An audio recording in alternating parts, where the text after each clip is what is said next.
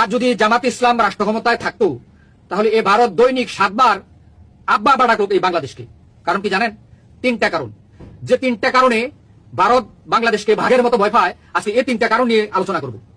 1 নম্বর কারণ হচ্ছে, জামাত ইসলাম যদি রাষ্ট্র ক্ষমতায় আসে, তারা 1 নম্বরে যে কাজটা করবে সে কাজটা হলো দেশের সামরিক শক্তিকে বৃদ্ধি করবে।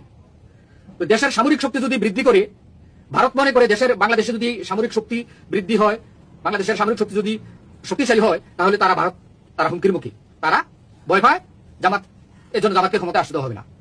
2 নম্বর কারণ হচ্ছে, জামাত ইসলাম রাষ্ট্র ক্ষমতায় আসলে তারা নিঃস্বার্থে কাজ করবে, তারা দেশের স্বার্থে কাজ করবে একমাত্র। যদি দেশের স্বার্থে কাজ করে, রাষ্ট্রের স্বার্থে যদি শুধু একমাত্র কাজ করে, নিজের স্বার্থে কাজ না করে, তাহলে তারা কি করবে? দেশের অর্থনীতিকে শক্তিশালী করবে। তো দেশের দুর্নীতি যদি বন্ধ হয়ে যায়, অটোমেটিকলি দেশের অর্থনীতি শক্তিশালী হয়ে যাবে। আর 3 নম্বর কারণ হচ্ছে, জামাত ইসলাম রাষ্ট্র ক্ষমতায় আসলে তারা দেশের মানচিত্র নিয়ে কথা বলবে। ওই যে ব্রিটিশ মানচিত্র আমাদেরকে দেখিয়ে গেছে, সেই ব্রিটিশ মানচিত্র অনুসারে এই 7 সিস্টার গুলো আমাদের, তখন জামাত ইসলাম আন্তর্জাতিকভাবে আন্তর্জাতিক আদালতে দেন দরবার করবে আর এগুলি নিয়ে কথা বলবে। তো এগুলি নিয়ে যদি কথা বলে, তাহলে ভারত কিন্তু এই 7 সিস্টার ধরে রাখতে পারবে না। আমরা পাকিস্তান এবং চায়নার সাথে সহযোগিতায় আমাদের এই প্রদেশগুলো আমরা উদ্ধার করতে পারবো। সেজন্য জামাত ইসলামকে রাষ্ট্র ক্ষমতা আসতে হবে না, অন্য যে কোনো দল আসুক। যদি একটা মন্ত্রী, একটা এমপি হাজার হাজার কোটি টাকা দুর্নীতি করে নিতে পারে, লুটে বেটা খেতে পারে, ধ্বংস হইলে বাংলাদেশ হবে এদের কি? তাই জামাত ইসলামকে ক্ষমতা আসতে হবে না, অন্য দল আসুক। আর অন্য দলের নেতা কর্মীরা মনে করে আমি যদি কোটি কোটি টাকা কামাই করতে পারি, তাহলে ভারত যা মন্দ তা করুক, আমার কি? আমার ব্যক্তি স্বার্থ হইতেছে। শুধু এই 3টা কারণে জামাত ইসলামকে ভাগের মতো ভয় পায় এ ভারত। সেজন্য জামাত ইসলামকে রাষ্ট্র ক্ষমতায় আসতে দেওয়া হবে না। বিগত 17 বছর কিভাবে হত্যা, গুম, নির্যাতন, ফাঁসি, জেল, জুলুম যা নির্যাতন করেছে 17 বছর, তা সারা পৃথিবী দেখেছে। সেজন্য জামাত ইসলাম রাষ্ট্র ক্ষমতায় আসবে না, আর জামাত ইসলামকে রাষ্ট্র ক্ষমতায় আসতে দেওয়া হবে না। বিএনপির আব্বা, বিএনপির রাষ্ট্রপতি শাহাবুদ্দিন চুপ্পুর ছেলে বঙ্গভবনে বসে কি করছে আপনি শুনলে অবাক হবেন। কি ঘটাচ্ছে? দর্শক, জনগণকে জরুরি পদক্ষেপ নিতে হবে। আমরা তো বলবো এখানে উচিত জুলাই বিপ্লবের চেতনা অনুযায়ী রাষ্ট্রপতি চুপ্পুর ছেলেকে বঙ্গভবন থেকে টেনে হিঁচতে নামানো উচিত। জুলাই চেতনার দাবি এটাই। বঙ্গভবনের ভিতরে বসে জুলাই যোদ্ধাদের হুমকি দেয়। এদিকে হাসিনা দেশে ফেরার মহাপরিকল্পনা করছে এবং অনলাইনে ব্যাপকভাবে ছড়িয়ে দিতে সক্ষম হয়েছে। এটার পেছনে অবশ্য আমরা আন্তর্জাতিক রাজনীতি সমীকরণও কানেক্ট করেছি, যে মার্কিন যুক্তরাষ্ট্র এবং ভারত শেখ হাসিনাকে এই আশ্বাস দিয়েছে যে 6 মাসের মধ্যে তোমাকে বাংলাদেশে ঢুকাবো এবং আগামী নির্বাচনে অংশগ্রহণ করবো, হয়তো কিছুদিন জেল কাটা লাগবে। সেই মুহূর্তে চুপ্পুর ছেলে বঙ্গভবনে বসে জুলাই যোদ্ধাকে হুমকি দেওয়া, জুলাই যোদ্ধাদের হুমকি দেওয়া তালিকা করা, এটা প্রমাণ করে যে চুপ্পুর সাথে শেখ হাসিনার কানেকশন আছে। এবং শেখ হাসিনা যদি দেশে আসতে পারেন, তারপরে চুপ্পু বলবে যে না, আমার কাছে তিনি পদত্যাগ করেনি। এতে বেশি কঠিন কিছু না। সাপোজ এটা এত হালকাভাবে নেওয়া ঠিক না, এটা হবে না, কিন্তু তারপর হালকাভাবে নেওয়া উচিত না। জাস্ট যদি সেনাবাহিনী, এখন সেনাবাহিনী কিন্তু আবার যুক্তরাষ্ট্র লাইনে, এটা নিয়ে আমি আলাদা আলোচনা করেছি। বাংলাদেশ বা পৃথিবীর এইসব বাংলাদেশ টাইপের দেশের সেনাবাহিনী কখনো যুক্তরাষ্ট্রের বিরুদ্ধে যেতে পারেনি। যুক্তরাষ্ট্রের কাছে যেটা হক, সেনাবাহিনীর কাছে সেটি হক হয়েছে। যুক্তরাষ্ট্রের কাছে যেটা অন্যায়, সেনাবাহিনীর কাছে সেটি অন্যায় হয়েছে। এই জন্য যুক্তরাষ্ট্র যার বিরুদ্ধে, তার বিরুদ্ধে সেনাবাহিনী কু ঘটিয়েছে। যুক্তরাষ্ট্র যার পক্ষে, সেনাবাহিনী তার পক্ষে গণহত্যা করে হলেও থেকেছে। যেমন যতক্ষণ যুক্তরাষ্ট্র হাসিনার পক্ষে ছিল, যুক্তরাষ্ট্র সেনাবাহিনী কারফিউতে গুলি চালিয়েছে। যেই যুক্তরাষ্ট্র আওয়ামী লীগের হাত ছেড়ে দিয়েছে, তারপরে সেনাবাহিনী ছাত্রদের পক্ষে দাঁড়িয়েছে। এই মেকানিজম কিন্তু আমরা কেউ খেয়াল করি না, আমরা শুধু ধন্যবাদ নিয়ে আছি। রাজনীতি এত সোজা না।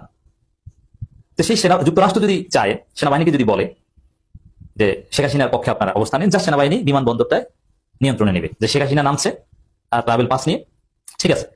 এখন সেনাবাহিনী যদি বলে ঠিক আছে, যদি শেখ হাসিনার পদত্যাগপত্র থাকে, তাহলে তিনি পদত্যাগ করেছেন, তিনি গণহত্যাকারী, তিনি অ্যারেস্ট হবেন। তারপর সেনাবাহিনী তাকে নির্বিঘ্নে একটা উন্নত জেলে বা ক্যান্টনমেন্টের ভিতরে নিয়ে যাবে এবং তাকে অ্যারেস্ট হিসেবে দেখাবে। তার বিচারিক প্রক্রিয়ার মধ্যে দিয়ে মাঝে মাঝে দিন আদালতে নেবে, এক পর্যায়ে জামিন হবে বা ইত্যাদি ইত্যাদি। এটা একটা প্ল্যান, আমি বলছি না যেটা বাস্তবায়ন হবে। এভাবেই ষড়যন্ত্র হচ্ছে। আবার যদি পদত্যাগপত্র দেখাতে না পারেন, তাহলে তো শেখ হাসিনা প্রধানমন্ত্রী, তখন দেখবেন যে প্রশাসনে যারা আছে, এই প্রশাসন তো পুরোটাই আওয়ামী প্রশাসন, তারা সবাই পোল্টি মারছে। তারা সবাই বলবে যে না, এটা তো আমরা তো শেখ হাসিনারই লোক ছিলাম, বাধ্য হয়ে এতদিন এই সেই করেছি। শেখ হাসিনাই তো বৈধ প্রধানমন্ত্রী, তিনি তো পদত্যাগ করেন, বাকি সব প্রক্রিয়া অবৈধ। পদত্যাগপত্র দেখাতে হবে। এখন পদত্যাগ করেন নাই, এটা কিন্তু চুপ্পু আগেই বলেছে।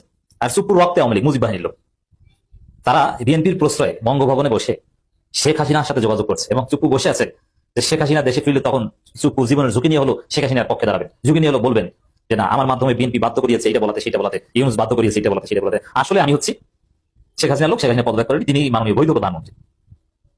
এই বিপদে পড়তে পারে বিএনপি সরকার। আর চুপ্পুর ছেলে জুলাই যোদ্ধাদের তালিকা করছেন এই স্বপ্ন থেকে, যে এখন যতই আমাদেরকে জোর করাও, আমাদের গডিস শেখ হাসিনা আসবে, তারপরে আমরা আবার বহাল তবিয়তি থাকবো, আমাদের সাথে শেখ হাসিনা তো যোগাযোগ আছে। এই স্বপ্ন থেকে বঙ্গভবনে বসে জুলাই যোদ্ধাদের হুমকি দেওয়ার ধৃষ্টতা দেখাতে পেরেছেন চুপ্পুর ছেলে। এই জন্য জুলাই চেতনার দাবি, আমরা একটা কথাই বলছি, জুলাই চেতনার দাবি বঙ্গভবন থেকে চুপ্পুর ছেলেকে টেনে হিস্টে বের করতে হবে।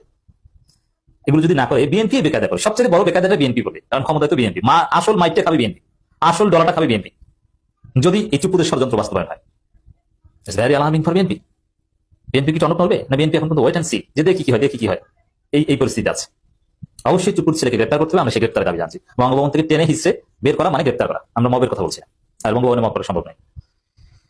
এবং চুপুর ছেলে এত বড় কাণ্ড ঘটাচ্ছেন, কোনো মিডিয়া কিছু বলছেন, এখন মিডিয়াগুলো কিন্তু আওয়ামী লীগকে নর্মালাইজ করছে এবং তারা আসতে পারে আসবে এই হাইপকে বৈধতা দিচ্ছেন।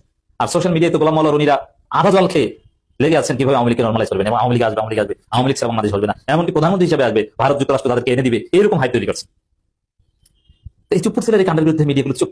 একমাত্র আমার দেশ জুলাই বিপ্লবের চেতনা ধারণ করে, একমাত্র আমার দেশ নয়াদিগন্ত সংগ্রাম, এগুলো ধনছে পত্রিকা, ওগুলো পত্রিকা হিসেবে কোনো দাম নাই, কিন্তু আমার দেশের সামাজিক প্রভাব আছে, তারা ক্রিয়েট করতে পারে এবং সোশ্যাল এজেন্ডা সেট করতে পারে। আমার দেশ কার্যকর, একমাত্র কার্যকর জুলাইপন্থী, জুলাই বিপ্লবের চেতনা ধারণ করা পত্রিকা হচ্ছে আমার দেশ, তারা রিপোর্ট করেছে।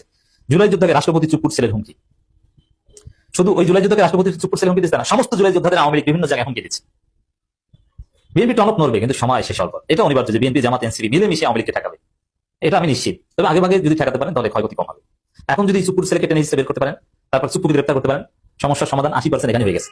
হয়ে গেল মালা বদল না, হয়ে গেল গোপালগঞ্জের নাম বদল, গোপালগঞ্জের নাম পরিবর্তন হয়ে গেল, মুজিববাদের কবর রচনা হয়ে গেল। বন্ধুরা, শেখ হাসিনা আসবে, বাংলাদেশ হাসবে না, আর হাসবে না। আরেকটা খবর, শেখ হাসিনার এই যে গোপালগঞ্জের নাম পরিবর্তন হওয়ার সাথে সাথে, গোপালগঞ্জের নাম পরিবর্তন হওয়ার সাথে সাথে এই জায়গায় আরেকটা নামও দেওয়া হলো, সেই নামটা হলো শহীদ আবু সাইদ নগর। গোপালগঞ্জ এখন আর গোপালগঞ্জ কেউ বলতে পারবে না। আমার নেত্রী, প্রান্তীয় নেত্রী, জননেত্রী, দেশ নেত্রী, মানবতার নেত্রী তারেক রহমানের গর্বিত মাথা, সেই 3 বারের সাবেক সফল প্রধানমন্ত্রীর নাম, প্রধানমন্ত্রীর সেই ভবিষ্যৎবাণী অক্ষরে অক্ষরে প্রতিফলিত হয়ে গেছে। বন্ধুরা, যখন খালেদা জিয়াকে সেই বালুর ট্রাক দিয়ে গুলশানে বাসার মধ্যে আটকে দিয়েছিল, মার্চ ফর ডেমোক্রেসির আন্দোলনে যখন উনি অগ্রসেনানী হিসাবে নেতৃত্ব দিবেন, সেই সময় যখন গোপালগঞ্জের পুলিশ, তখন সময় ঢাকার আপনার 37টা থানার 31টা থানার ওসি ছিল গোপালগঞ্জের, ফরিদপুরের, সেই সময় তিনি বজ্রকণ্ঠে আওয়াজ তুলেছিলেন, বাংলার নাম বাংলাদেশ থাকবে, কিন্তু গোপালগঞ্জের নাম পরিবর্তন হয়ে যাবে। আজ আমার নেত্রীর সেই নাম পরিবর্তন হওয়ার কারণে বাংলাদেশ জাতীয়তাবাদী শক্তিকে আমি ধন্যবাদ জানাই, তারেক রহমানকে ধন্যবাদ জানাই, বাংলাদেশের 20 কোটি মানুষকে ধন্যবাদ জানাই, সমস্ত দলকে যারা জুলাই যুদ্ধ সংগঠিত করেছেন, যারা জুলাই গণ অভ্যুত্থান করেছেন, 5 আগস্টে বাংলাদেশের সেই কুলাঙ্গার, সেই নাস্তিক, সেই ফেরাউন, সেই নমরুদ, সেই স্বৈরাচারী, সেই বেঈমান ভারতের দালাল সরকারকে উৎখাত করার জন্য এবং গোপালগঞ্জের নাম পরিবর্তন হওয়ার সেই সমস্ত কৃতিত্ব আমি বাংলার জনগণকে দেই। সাবাস বাংলাদেশ।